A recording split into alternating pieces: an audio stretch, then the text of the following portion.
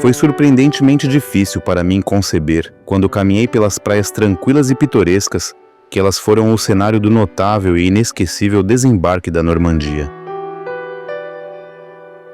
As belas areias são conhecidas como Côte de Nacre, que poeticamente se traduz como Costa da Madrepérola, e as praias estão repletas de memórias comoventes daquele dia auspicioso e histórico, quando milhares de tropas aliadas desembarcaram em 6 de junho de 1944.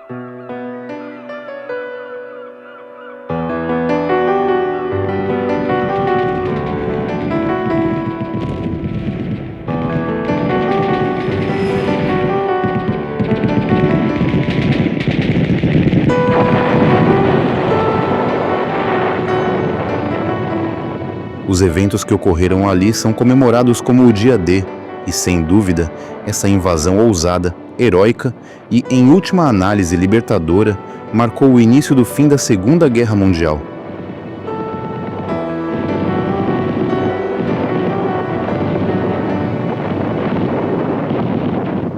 Desde setembro de 1939, quando a guerra eclodiu, para os aliados, a vitória e a perspectiva de paz eram um sonho distante e muitas vezes incerto, em algum lugar no futuro, enquanto Adolf Hitler e seu eixo do mal tomavam o poder em toda a Europa.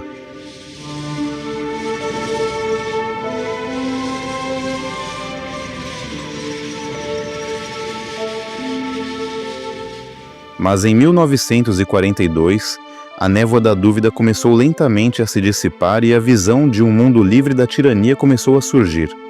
Embora até o dia D a guerra ainda pudesse ter se inclinado a favor de Hitler, à medida que os preparativos eram feitos, a sorte parecia sorrir para os aliados há algum tempo, primeiro no norte da África e depois através do Mediterrâneo até a Itália.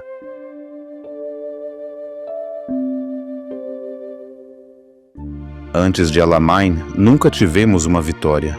Depois de Alamein, nunca tivemos uma derrota. O primeiro-ministro Winston Churchill proferiu estas palavras depois de o 8º Exército Britânico ter triunfado contra Erin Rommel na Segunda Batalha de El Alamein.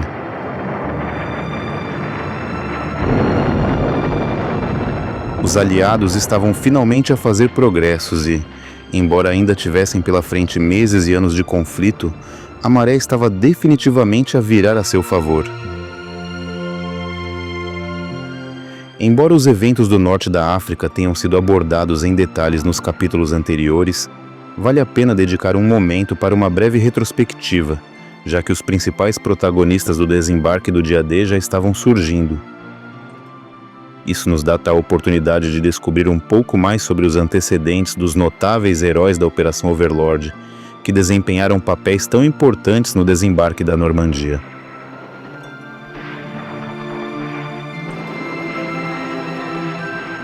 A primeira batalha de El Alamein estava longe de ser conclusiva.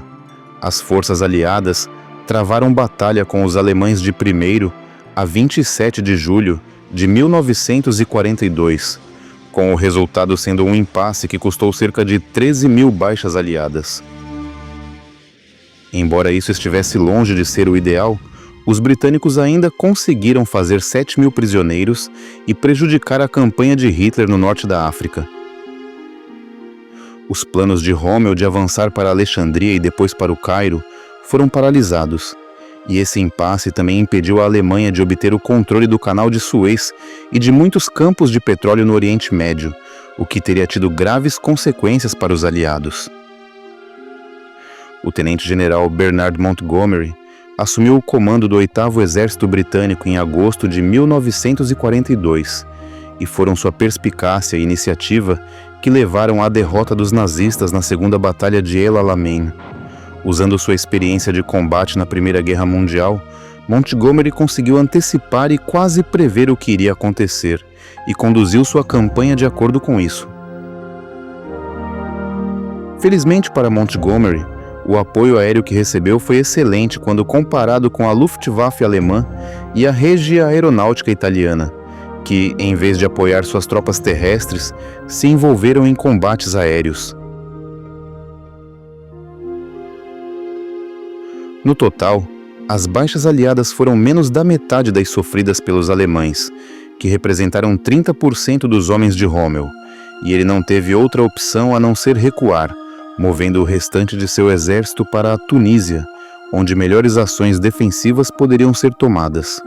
Winston Churchill descreveu de forma famosa a Batalha de 14 dias em El Alamein, que durou de 23 de outubro a 5 de novembro de 1942, como não sendo o fim, nem mesmo o começo do fim, mas talvez o fim do começo, e foi certamente o ponto em que os aliados começaram a trilhar o caminho para a vitória, com as figuras coloridas de Rommel, Churchill e Montgomery ganhando experiência valiosa.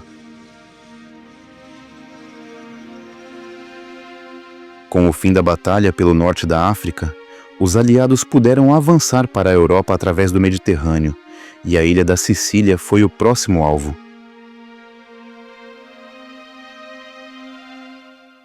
A invasão aliada, com o nome de código Operação Husky, foi uma mistura de guerra anfíbia e aérea com o objetivo de eliminar tanto a Força Aérea como a Marinha sicilianas, dando aos aliados acesso a todo o Mediterrâneo. A inteligência alemã não tinha conhecimento dos planos de invasão graças a um documento falso colocado no cadáver de um oficial britânico, afirmando que os aliados não tinham interesse na Sicília. Os documentos afirmavam que o próximo alvo da invasão seria a Grécia, então a maior parte das defesas alemãs foi realocada.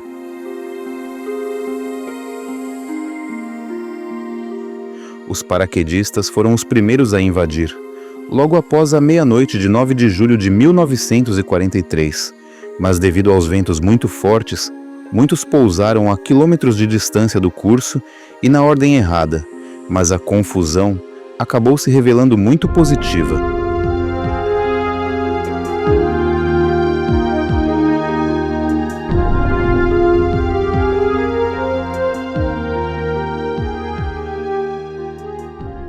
Quando os desembarques na praia começaram, os aliados enfrentaram muito pouca oposição, mas em 13 de julho a resistência havia crescido e as perdas e baixas começaram a aumentar.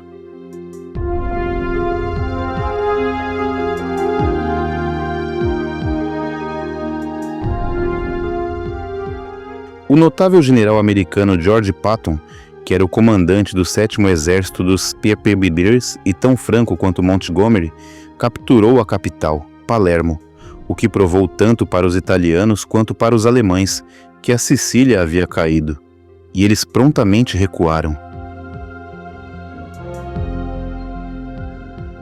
As forças de Hitler conseguiram evacuar toda a guarnição em Messina, e como os aliados estavam, nesse momento, em superioridade aérea e marítima, a rápida evacuação da Alemanha foi um golpe duro, pois eles não conseguiram tirar o máximo proveito da situação. Agora, o responsável por controlar Montgomery e Patton era o general Dwight D. Eisenhower, e sua tarefa estava longe de ser fácil. Como o avanço pela Itália era lento, as tensões entre Montgomery, Patton e outro americano, o general Omar Bradley, aumentaram, e foi necessária toda a habilidade diplomática de Eisenhower para evitar que uma guerra eclodisse entre seus generais antes que a luta contra Hitler e o impulso final para a vitória pudessem começar. A invasão da Sicília marcou o início da campanha italiana, mas havia algumas divergências entre americanos e britânicos sobre as estratégias para encerrar a guerra, com o presidente Roosevelt e os Sirleaf determinados a libertar a França em primeiro lugar.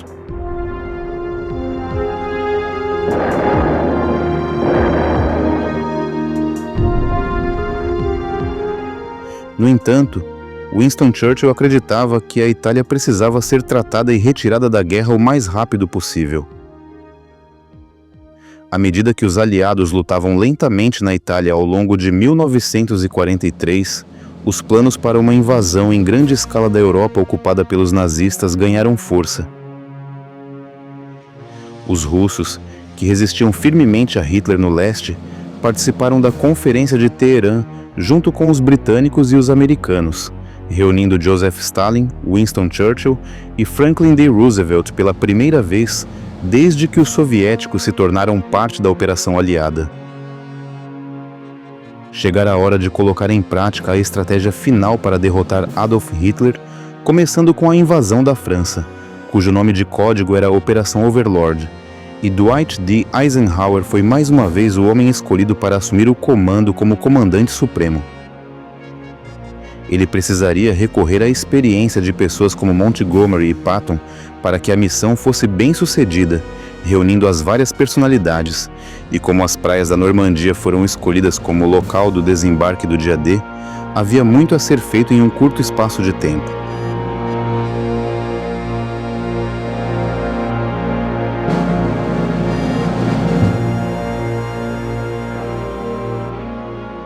No início de 1944, as relações anglo-americanas ficaram tensas quando Montgomery insistiu que, para que houvesse sucesso na Normandia, os planos originais de 3 divisões aliadas deveriam ser aumentados para 5. Isso certamente restringiria os planos americanos para a Operação Anvil, desempenhar um papel importante na invasão. Eisenhower estava ansioso para criar uma diversão com um exército do Mediterrâneo desembarcando na Côte d'Azur, no sul da França. Mas Churchill e os britânicos se opuseram veementemente a isso e achavam que, se os recursos fossem concentrados na Itália, Roma cairia mais rapidamente nas mãos dos aliados. Churchill chegou a escrever ao presidente Roosevelt pedindo que muitos dos navios de desembarque, mais conhecidos como LSTs, fossem transferidos da Operação Anvil para a Operação Overlord. Essa disputa continuou por algum tempo, até que os eventos no final de abril de 1944 tiraram a questão das mãos dos aliados, quando nossa história do dia D começa para valer. A preparação seria fundamental para o sucesso da invasão da Normandia. A zona de desembarque, com 80 quilômetros de extensão, teria que ser dividida em seções para que uma cabeça de praia com portos adequados pudesse ser estabelecida rapidamente, permitindo aos aliados um acesso rápido ao coração da França ocupada. Foi decidido que as divisões do exército americano desembarcariam mais perto de Cherbourg, nas praias com os codinomes Utah e Omaha, enquanto os britânicos e canadenses desembarcariam nas praias Gold, Juno e Sword, ao longo do trecho da costa que leva a Caen. Os ensaios para a invasão eram vitais e os americanos, que deveriam desembarcar na praia de Utah, participaram de uma missão de treino com o nome de código Exercício Tiger. Um trecho semelhante da costa de Devon foi selecionado em Slapton Sands, onde 30 mil soldados foram submetidos a testes, mas então ocorreu um desastre. Barcos alemães de Cherbourg atacaram e torpedeavam 5 navios de desembarque, o que representou um duro golpe tanto para a Operação Overlord quanto para a Operação Anvil.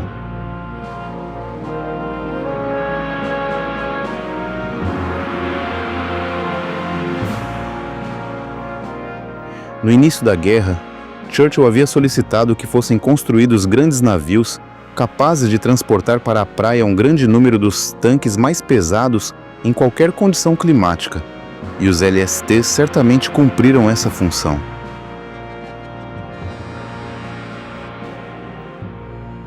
Mas as perdas em Slapton significaram o adiamento da Operação Anvil, a fim de dar o máximo apoio possível ao dia D, e com 700 homens perdidos, o ensaio desastroso também foi uma tragédia humana.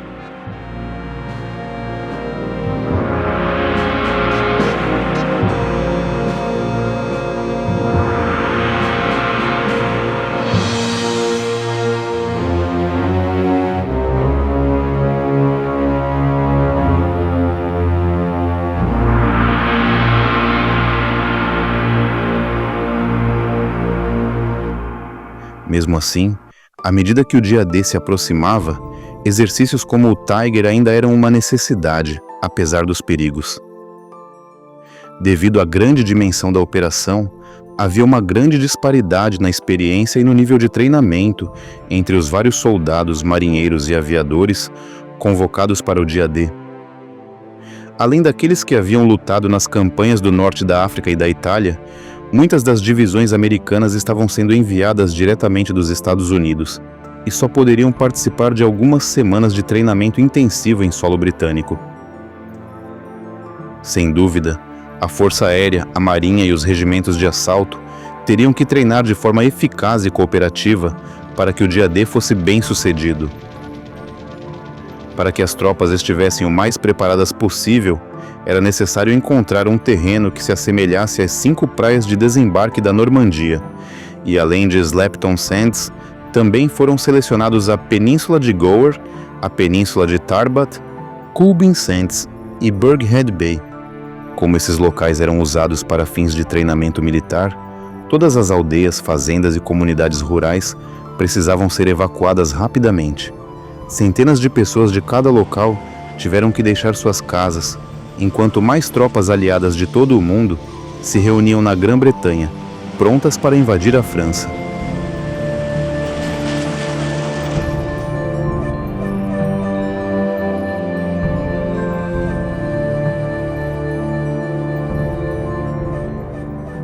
Em pouco tempo, a Costa Sul se tornou uma enorme zona de treinamento e embarque, com todas as eventualidades planejadas durante abril e maio. Além de homens, eram necessárias grandes quantidades de munições e veículos militares, mas o mais importante de tudo era que cada movimento feito precisava ser mantido em segredo. Hitler e seus generais sabiam muito bem que um ataque era iminente, mas uma das coisas mais surpreendentes sobre o dia D foi a maneira como a contra-espionagem aliada conseguiu manter os detalhes da invasão em segredo. Isso foi crucial para o sucesso da Operação Overlord, e tanto o planejamento cuidadoso foi dedicado a essa parte do processo, quanto a orquestração dos desembarques propriamente ditos. Um sistema de longo alcance chamado Beagle foi introduzido para controlar quem detinha informações completas sobre a Operação Overlord, e o número de oficiais Beagle foi mantido no mínimo absoluto para evitar qualquer vazamento de informação. Naturalmente, com o passar do tempo e a aproximação da operação, as diferentes forças precisavam ser informadas sobre os tipos de áreas para as quais iriam, mas o medo de que essas informações se espalhassem era tão grande que qualquer pessoa que soubesse dos locais planejados era mantida sob supervisão rigorosa e, em alguns casos, atrás de cercas de arame farpado do tipo que se esperaria encontrar em um campo de concentração. No Quartel-General Supremo das Forças Expedicionárias Aliadas, também conhecido como CHAEF, os eventos desastrosos em Slapton Sands lhes deram um motivo inesperado de preocupação, pois 10 oficiais Beagle estavam entre os 700 homens que perderam a vida ao longo da costa de Devon.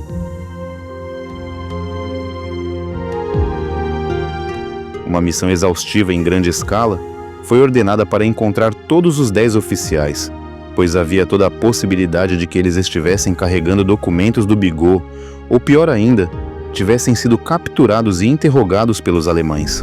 Por fim, todos os 10 corpos foram encontrados, e o CHAEF pôde continuar com a Operação Overlord, com a certeza de que seus segredos não haviam sido comprometidos. Mas esse não foi o único susto com que tiveram de lidar. Um major-general do CPP al-Serrar estava a beber uns copos num hotel de Londres e, sem pensar, queixou-se de que não conseguia obter quaisquer suprimentos até cerca de 15 de junho após a invasão. Escusado será dizer que foi rapidamente enviado de volta para os Estados Unidos.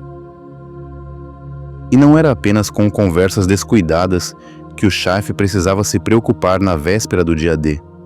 Uma rajada de vento repentina soprou 12 cópias dos documentos Beagle para fora de um escritório em Whitehall, e os agentes de segurança tiveram que arriscar tudo para desviar do trânsito e recolher cada uma delas.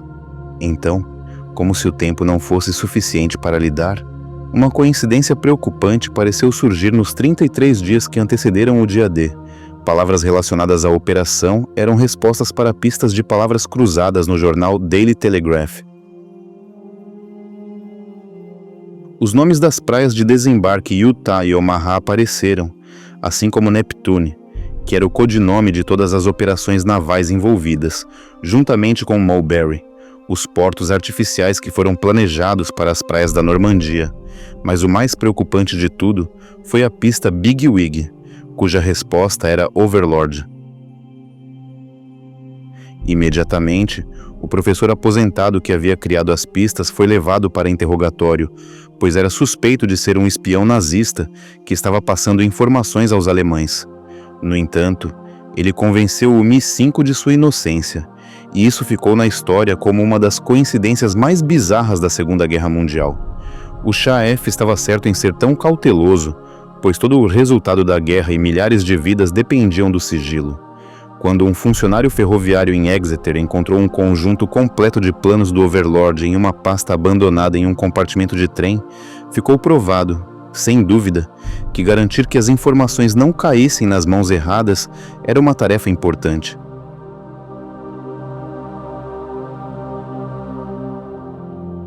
No entanto, manter os planos de invasão em segredo era apenas uma parte do processo. Um grande esforço foi feito para fornecer informações incorretas aos alemães, e isso funcionou muito bem. Para começar, a rota mais lógica para uma invasão aliada teria sido entre Dover e Calais, e o Shah-F fez todo o possível para garantir que isso fosse o que os alemães esperavam. Para cada voo de reconhecimento sobre a Normandia, 2 eram realizados sobre o Pass de Calais, além de embarcações de desembarque falsas flutuando no estuário do Tamisa e nos portos do Canal da Mancha para reforçar o engano. Essas manobras de diversão tornaram-se tão complexas que o projeto de desinformação foi até mesmo reconhecido oficialmente como Operação Fortitude. Ele se mostrou totalmente crível, e Rommel, a quem Hitler havia encarregado de defender a França de qualquer invasão aliada, ficou convencido, mantendo suas tropas concentradas em torno de Calais e deixando a Normandia aberta a ataques.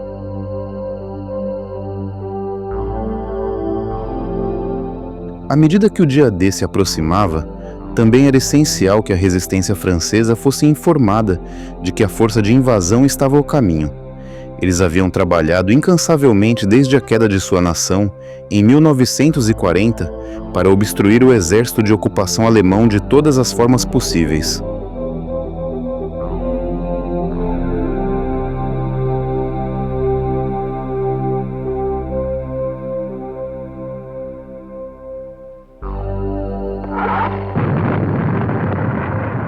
Hello, forces. Once again, this is Joan Griffiths saying... Consequentemente, 2 mensagens codificadas foram transmitidas pela BBC no dia 1º e depois no dia 5 de junho. Os longos soluços dos violinos do outono, seguidos por "Feri meu coração com uma languidez monótona". Longe de ser segredo, o chefe da inteligência alemã havia sido alertado sobre o significado dessas palavras bizarras. Mas quando Rommel foi informado, ele achou absurdo que os aliados anunciassem seus planos de operação pelo rádio e descartou isso como parte de uma elaborada estratégia de desinformação.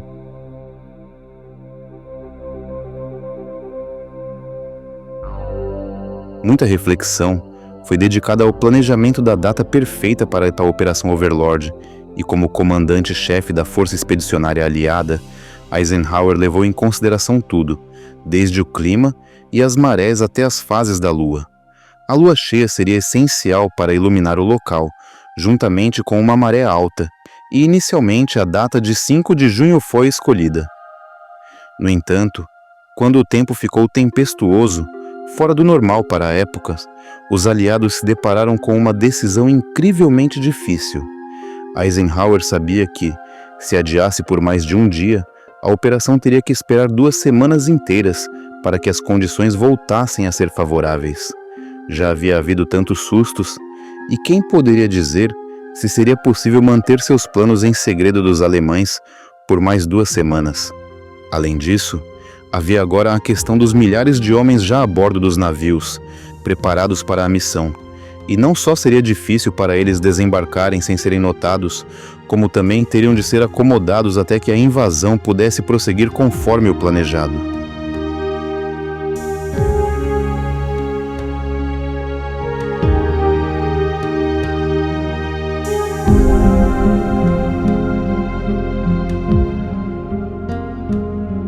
Eisenhower tinha, no entanto, a opção de adiar para o dia seguinte, quando a previsão do tempo, embora ainda péssima, era um pouco mais promissora.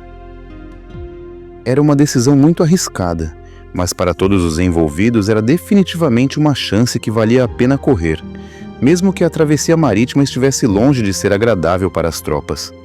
Para ajudar com o enjoo, os soldados foram aconselhados a mascar chiclete, mas com o tempo terrível que se apresentou ao amanhecer do dia 6 de junho, isso foi de pouca ajuda.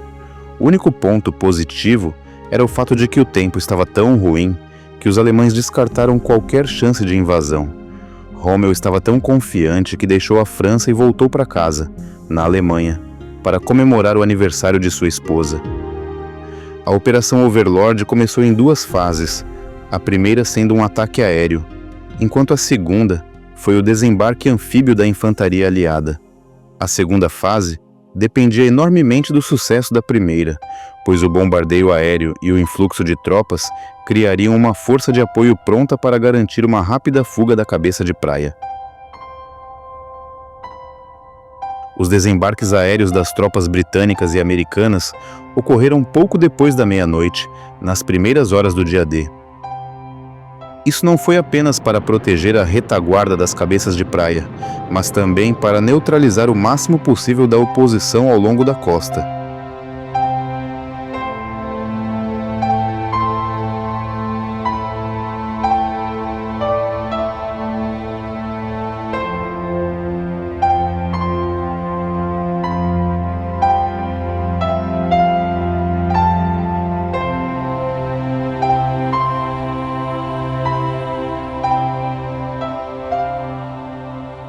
Era estrategicamente vital capturar 2 pontes ao norte da cidade de Caen, na extremidade britânica e canadense das praias de desembarque, pois elas davam aos alemães a oportunidade de atacar a partir do interior. Além disso, as pontes precisavam ser mantidas intactas, pois eram necessárias para uma fuga tranquila da cabeça de praia. A mais famosa das travessias era originalmente chamada de Ponte Benouville, que ficava sobre o canal de Caen, mas hoje é conhecida como Ponte Pegasus, porque foi onde a 6ª Divisão Aerotransportada Britânica, liderada pelo Major John Howard, obteve o primeiro sucesso do dia D, após pousar seus planadores Horsa de madeira perfeitamente no alvo. A mudança de nome ocorreu porque Pegasus, o orgulhoso cavalo alado, era a insígnia da 6ª Divisão Aerotransportada, responsável pela libertação da primeira cidade francesa em Benouville, logo após vencer a batalha pela Ponte Pegasus.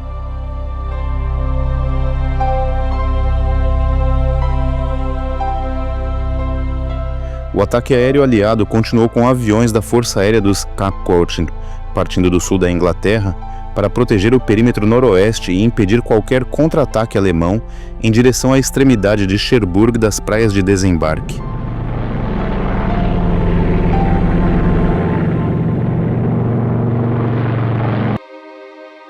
Como parte das defesas alemãs, Rommel inundou o máximo possível de áreas que poderiam ser adequadas para pousos de paraquedistas e também espalhou centenas de minas que ficaram conhecidas como espargos de Rommel. Muitas vezes, aqueles que tiveram a sorte de evitar os temidos espargos acabavam se afogando sob o peso de seus pesados sacos de equipamento nos pântanos densos que Rommel havia criado.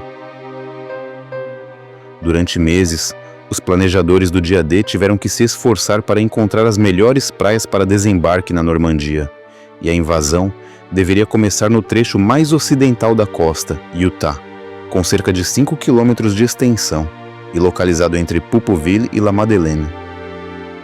Quando os navios das tropas aliadas começaram a se reunir, o tempo que havia tornado a viagem tão desconfortável para as tropas provou ser extremamente fortuito, pois os U-boats alemães, enviados de Cherbourg, tiveram que voltar ao porto.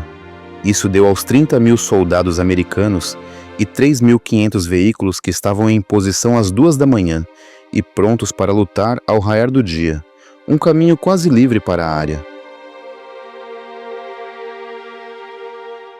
As forças aerotransportadas, apesar de muitas delas terem pousado fora de rota, também desempenharam seu papel, e um dos filmes mais conhecidos sobre o desembarque na Normandia, O Dia Mais Longo, da década de 1960, mostra esses primeiros eventos e uma história em particular. A uma curta distância da praia de Utah fica a charmosa cidade de Sainte-Mère-Église. Nas primeiras horas do dia D, 13.000 paraquedistas saltaram dos céus, sendo um deles o soldado John Steele, que ficou na história por causa de seu pouso infeliz.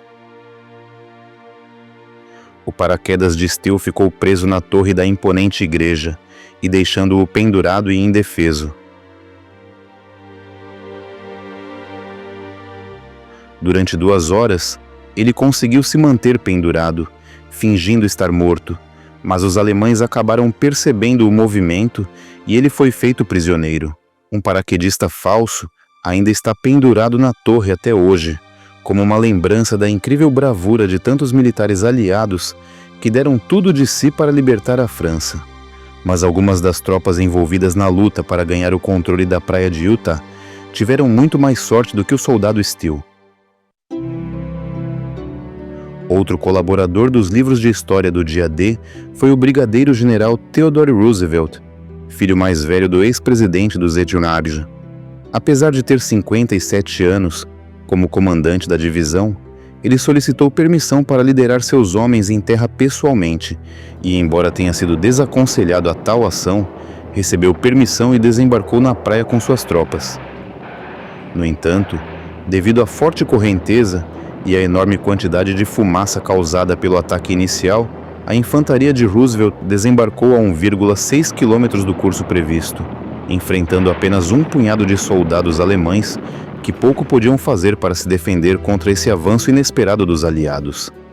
Roosevelt é famoso por ter dito, quando informado do erro, que começaríamos a guerra a partir daqui, o que ele prontamente fez, liderando o avanço para o interior.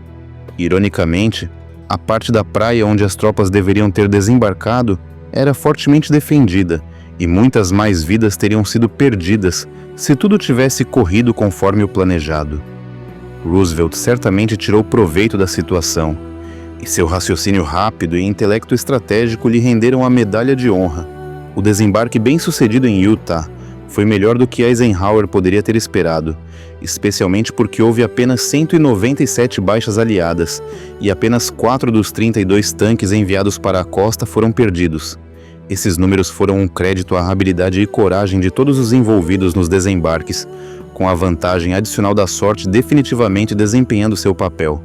No entanto, as forças aerotransportadas pagaram um preço muito mais alto, com o custo real da conquista do controle da praia de Utah, sendo suportado pelos muitos paraquedistas que foram mortos ou capturados. Eles estiveram limpando as saídas durante 5 horas antes dos desembarques em Utah, causando confusão suficiente para impedir um contra-ataque alemão. Infelizmente, ao final da ofensiva, a 101ª Divisão Aerotransportada havia perdido 40% de sua força de combate, o que, somado aos homens também perdidos na tragédia de Slapton Sands, significou que os americanos sofreram muito mais em Utah do que os números de baixas inicialmente sugerem. Hoje, a invasão em Utah é lembrada pelo início muito positivo que deu ao dia D, anunciando a libertação da França.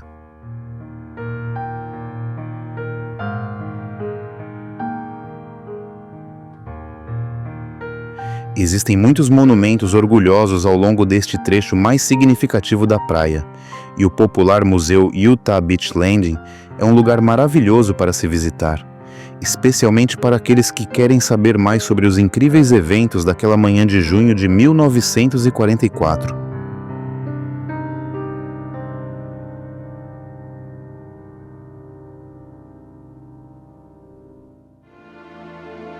Mas o triunfo relativamente simples em Utah não poderia ter sido mais diferente da desastrosa e muito sangrenta batalha que ocorreu na praia vizinha de Omaha.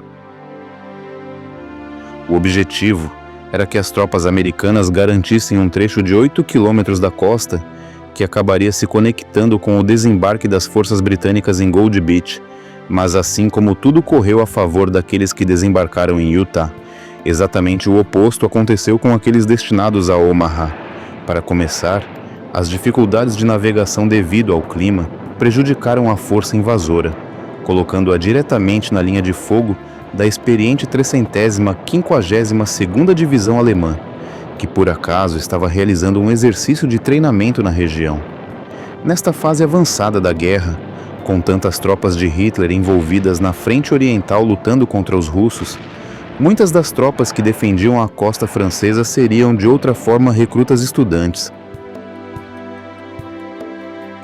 Além do azar de uma posição fortemente defendida, um erro no desembarque teve consequências ainda mais desastrosas, quando 29 tanques foram liberados de suas embarcações de desembarque muito cedo, fazendo com que 27 desses veículos de apoio essenciais e suas tripulações afundassem, deixando os homens que clamavam por chegar à costa ainda mais vulneráveis ao fogo inimigo. É difícil compreender como deve ter sido, especialmente se olharmos para a praia tranquila de hoje, mas este relato vívido de uma testemunha ocular certamente não nos deixa dúvidas sobre como a cena deve ter se tornado rapidamente horrível. Dentro de 10 minutos após a descida das rampas, a Companhia A ficou inerte, sem líderes e quase incapaz de agir. Todos os oficiais e sargentos foram mortos ou feridos.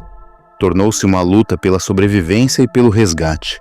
Os homens na água empurravam os feridos para a praia à sua frente, e aqueles que haviam chegado à areia rastejavam de volta para a água, puxando outros para a terra para salvá-los do afogamento.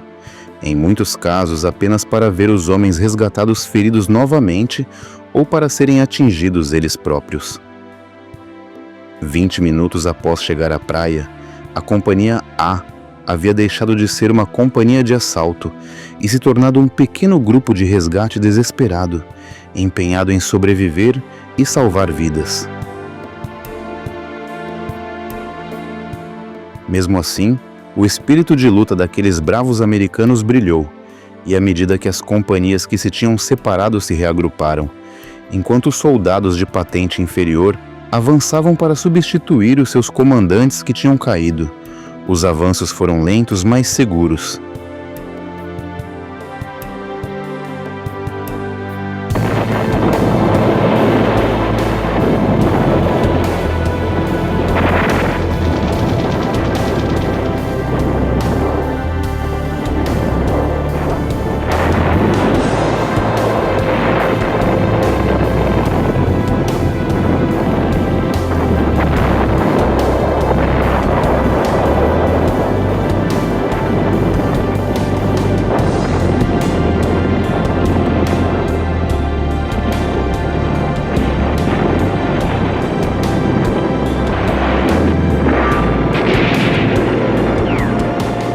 Foi um verdadeiro esforço de equipe, com os engenheiros abrindo caminhos pela praia e subindo a colina íngreme, trabalhando sob fogo intenso, que frequentemente detonava os explosivos que tentavam desarmar, e o número de baixas foi alto.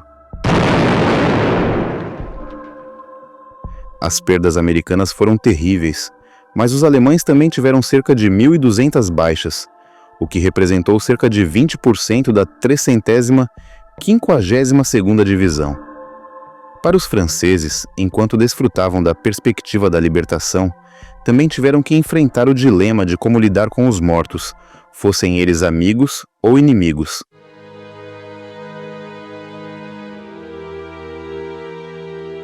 Não é preciso dizer que, tendo sido oprimidos pelos alemães desde 1940, levou algum tempo para que houvesse um espírito de paz e reconciliação. Mas se você visitar os cemitérios ao longo da costa da Normandia hoje, verá como uma solução digna foi finalmente encontrada para esse problema.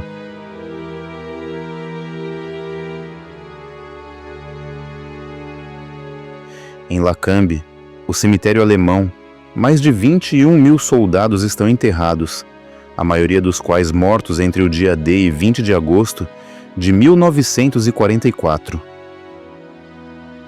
Cada pequeno quadrado homenageia até 4 homens, alguns deles pouco mais que meninos, e o grande número de cruzes de pedra preta sombrias é um testemunho da trágica perda de vidas sofrida por todos os lados durante a Segunda Guerra Mundial.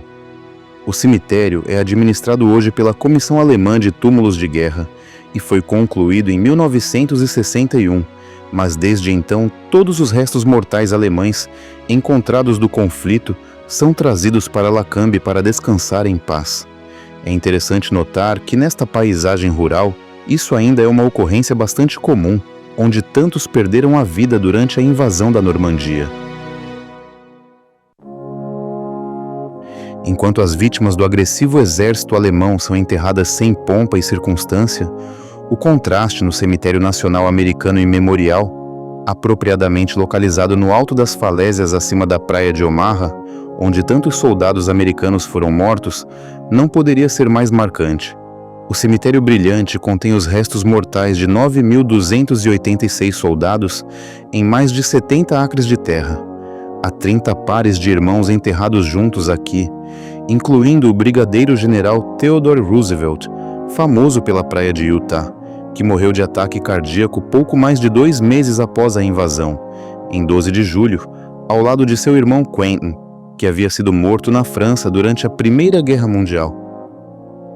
A estátua de bronze de 6,7 metros no centro do cemitério é intitulada O Espírito da Juventude Americana Surgindo das Ondas e, junto com as fileiras organizadas de lápides brancas brilhantes, é tão instigante quanto a sobriedade teutônica de Lacambe.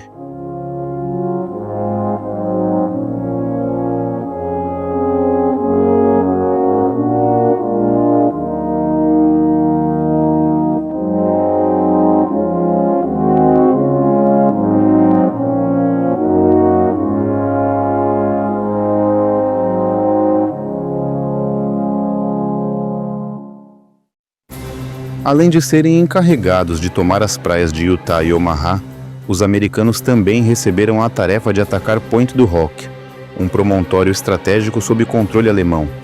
Acreditava-se que uma grande bateria de armas estava localizada no topo, com o potencial de ser uma ameaça significativa para as forças de desembarque quando chegassem à costa. O plano era que o 2º Batalhão de Rangers desembarcasse na base do penhasco de 30 metros de altura e subisse até o topo, onde destruiria a bateria de artilharia que tinha as praias de Omaha e Utah dentro do seu alcance de tiro. Sob o comando do coronel James E. Rudder, os bravos Rangers lutaram arduamente sob um ataque feroz para chegar ao topo, enquanto os alemães, de seu ponto de observação elevado, tinham uma vantagem distinta. Dos 225 homens que participaram dessa operação perigosa, 135 foram mortos, feridos ou listados como desaparecidos em combate, resultando em uma taxa de baixas de 60%. Para piorar a situação, os Rangers sobreviventes que chegaram ao topo descobriram que os esperados canhões não estavam em lugar nenhum. Os canhões foram finalmente encontrados a alguma distância, em um pomar de maçãs sem vigilância, e imediatamente destruídos.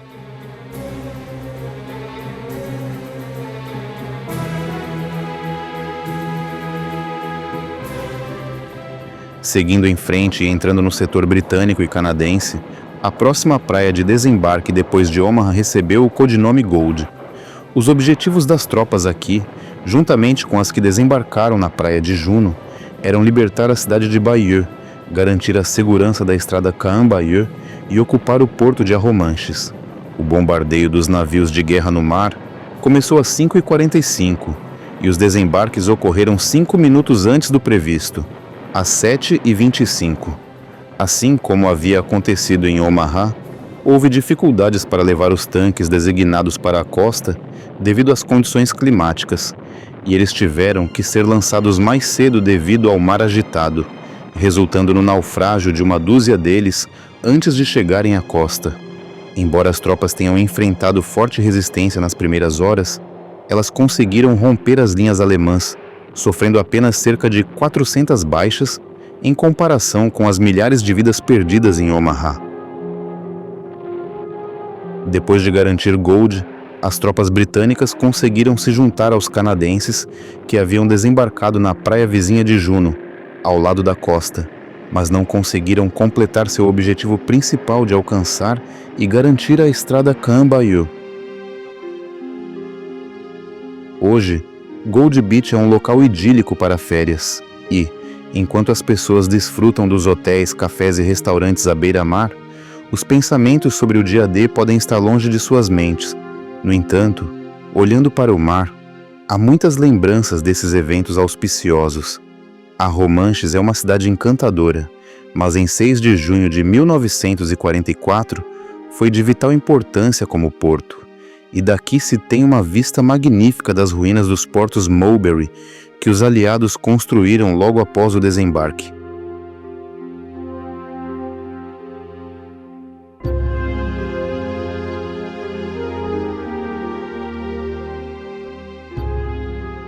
Ao planejar a Operação Overlord, os aliados rapidamente perceberam que tanto o setor americano quanto o britânico precisariam de portos para transportar suprimentos assim que as praias fossem asseguradas.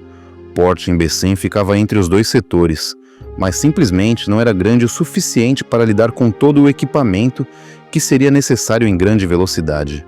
Assim, surgiu a ideia de construir portos flutuantes, compostos por peças que poderiam ser rebocadas através do Canal da Mancha na esteira da força de invasão.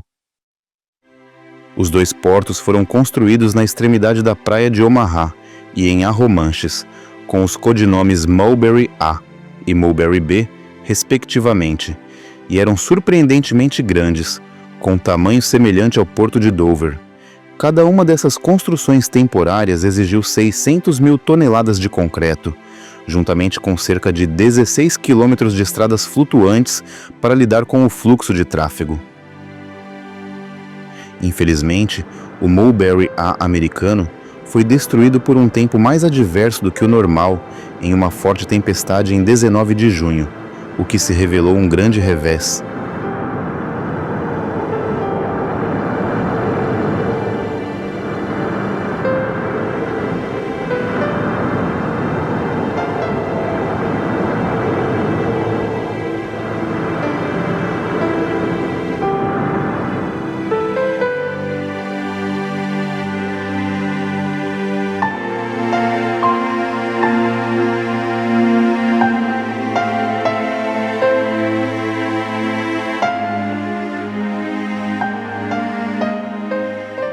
Felizmente, o Mulberry B, em Arromanches, permaneceu intacto, apesar das condições terríveis, e os restos dessa incrível construção ainda podem ser vistos ao longo da costa hoje.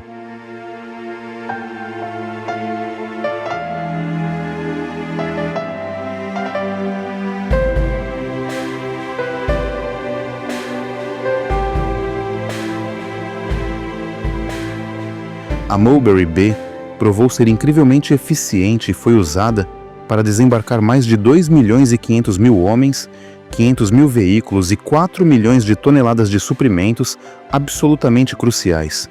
Com o título de Port Winston, ela era tão firme e confiável quanto o primeiro-ministro britânico que lhe deu o nome.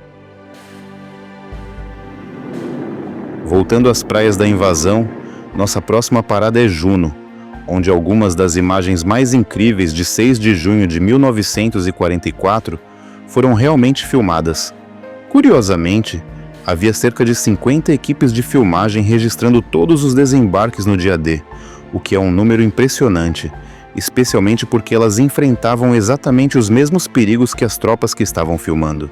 Em Juno, os soldados da 3ª Divisão Canadense foram selecionados para avançar em um dos trechos mais fortemente defendidos da costa da Normandia. O bombardeio anterior dessa área foi de pouca ajuda para as tropas, pois a força aérea não conseguiu causar danos significativos e o ataque naval avançado, que durou 1h30, destruiu apenas uma pequena porcentagem dos bunkers alemães. No entanto, cerca de 1 hora após o desembarque, os canadenses haviam limpado a linha marítima alemã, mas sofreram pesadas baixas. No entanto, ao anoitecer, Eles ainda haviam avançado vários quilômetros para o interior e garantido a cidade de Saint-Aubin-sur-Mer. O assalto final dos aliados foi na praia Sword, seguindo-se a Juno. Sword era a praia mais a leste de todas e ficava de apenas alguns quilômetros de Caen, e garantir esta cidade-chave era um objetivo primordial para a colaboração da 3ª Divisão de Infantaria Britânica e da 27ª Brigada Blindada que desembarcou aqui. Ao contrário das praias de Omaha e Gold, embora fortemente minadas, a resistência na praia foi mínima, mas a área de desembarque relativamente pequena e concentrada, combinada com a maré alta que se aproximava rapidamente, tornou a operação muito perigosa à medida que milhares de homens e equipamentos chegavam à costa.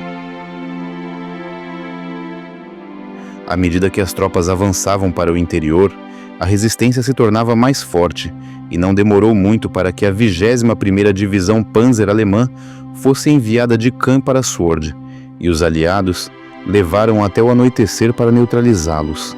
No entanto, esse conflito crescente significava que Caen não poderia ser alcançada conforme planejado, e os 2 grupos de infantaria aliada ficaram parados nos arredores da cidade. Este pode não ter sido o desembarque mais simples, mas o espírito indomável dos aliados em avanço era inconfundível, pois cada um deles desempenhou o seu papel na libertação da França. Uma das histórias mais incríveis contadas sobre os eventos na praia de Sword é a do gaitista Bill Millin, do 1º Serviço Especial de Lord Lovat. Ao sair da embarcação de desembarque, com água até a cintura, ele começou a tocar sua própria versão de Highland Led. Enquanto a praia ficava repleta de corpos dos mortos, em meio à fumaça e à confusão, o gaitista Millin continuou a tocar. Na verdade, disse que ele tocou desde a praia de Sword até a ponte Pegasus, onde os homens de Lord Lovat se juntaram às tropas britânicas que foram as primeiras a desembarcar na França no Merib, dia D. Houve muitas histórias de heroísmo incrível, à medida que os dias de junho de 1944 viam a Operação Overland avançar ainda mais, em direção ao coração da França, que estava sendo libertada da tirania de Hitler.